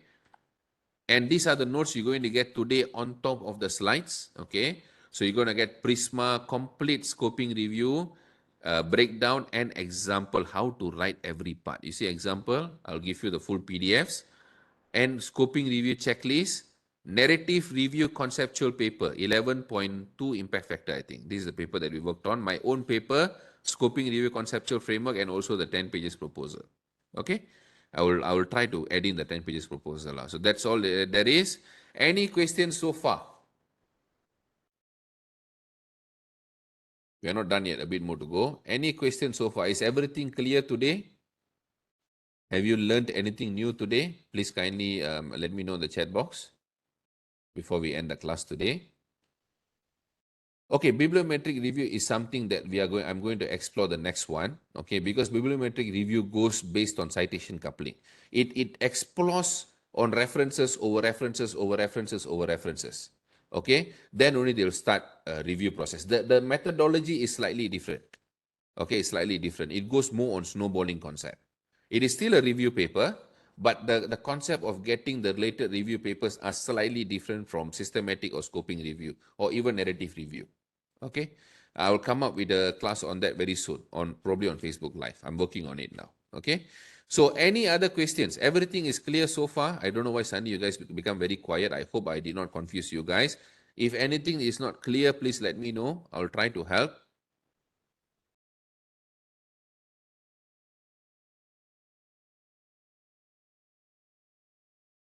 Okay, so I assume everything is clear, so we'll leave it at that. So for those who are still stuck, need some coaching and consultations, okay, even if your supervisor has some problem in terms of publication and so on, you can always ask your supervisor to come and see us. This is not only students, we have a bunch of supervisors around here, supervisor from supervisor from used to be in UPM, now in City University, and a lot of students. Okay, so what we normally focus on in terms of consultancy, publication content editing, we only focus on Scopus and Web of Science. We don't focus on ERA. ERA is too easy, so we don't really spend our time on that. Proposal defense to thesis examiner response. All of this we cover. We coach how to respond to proposal defense and viva. PhD proposal inception, that means 10 pages, all the way to defense. We also provide coaching. Okay, we will tell you at every step what to do and so on. We'll build a plan for you. And then no problem, Sharizal. Thank you very much. I appreciate that. Defense and Viva preparations. Okay, I've already shared a new free template on that. 25 questions you can find in my Telegram group. Okay, what do you call that for proposal defense and Viva? Okay, you can find that template in Telegram group. And also, we also provide mock defense, mock Viva preparations and teach you how to build slides as well. And then thesis to journal conversion. This one is something that we do very frequently. And finally, data analysis and interpretation. These are the 6 core areas apart from proofreading that we focus on. All right. So thank you very much. Thanks for joining for the final class finale. We are done. So hopefully we'll meet back next year. I wish you all the best. No, that's okay, Sharizal. You can get the recorded link. I think it's on YouTube. Okay, I think you can check with Puan Siti later or Prof Maslinda. Okay, so thank you very much, everyone. I wish you all the best. We completed right on time. You can check with NCDRC on the previous 2 classes lah. Okay, so for those who think that you have learned a lot, if you think it's good, I also need your feedback. Please kindly give me a review, very quick one. Let me share the link with you. You can review today's class. Please give me 5-star. Don't give me anything less than 5-star. Okay, give me 5-star. The link is up there. And also in the comment column, you can take the opportunity to write down what classes you want. Okay, that means on Facebook Live, anything that you want to, like how to do experimental design, how to do qualitative design, how to do quantitative design, conceptual design, how to design theory, and so on. You can write down in this link. Okay, after clicking 5-star, make sure 5-star, and then write down what you want to learn. Okay, all right. So with that, there you go. Puan Siti already shared all the YouTube playlists for the previous classes. Okay, make sure you go and watch. Okay, make sure you go and watch the previous classes to learn. Especially systematic review, very important. Actually, all the classes important. All right. So thank you very much, guys. I wish you all the best. And thank you, Puan Siti. We'll speak soon. I'll speak to Prof. Mazlinda also. And thank you very much. All right. So bye-bye.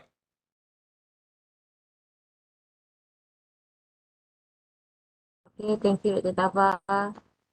Till we meet again next year, Doctor.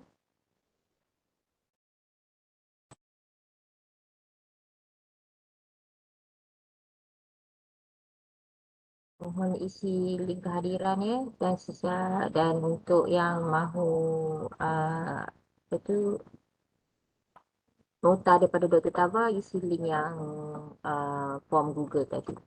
Terima kasih.